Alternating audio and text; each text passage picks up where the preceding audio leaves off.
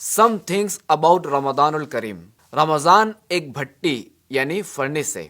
جیسے کہ بھٹی گندے لوہے کو صاف اور صاف لوہے کو مشین کا پرزہ بنا کر قیمتی کر دیتی ہے اور سونے کو زیور بنا کر استعمال کے لائق کر دیتی ہے، ایسے ہی ماہ رمضان گناہ گاروں کو پاک کرتا اور نیک لوگوں کے درجے بڑھاتا ہے.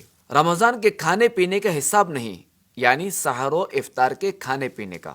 قرآن کریم میں صرف رمضان شریف ہی کا نام لیا گیا اور اسی کے فضائل بیان ہوئے.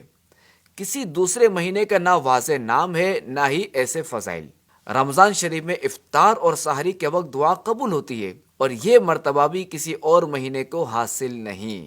رمضان میں 5 حروف ہیں: را، میم، ضاد، الف، نون. را سے مراد رحمت الہی، میم سے مراد محبت الہی، ضاد سے مراد زمان الہی، الف سے مراد امان الہی، نون سے نور الہی.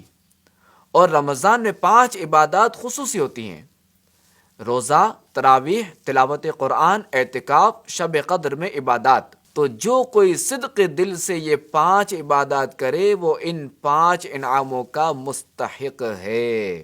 ڈیئر ویورز، یہ کیسا پیارا مہینہ ہے کہ اس میں ایک نہیں بلکہ کئی عبادات کی جاتی ہیں، اور یہ ماہ مبارک عبادات کا مجموعہ ہے.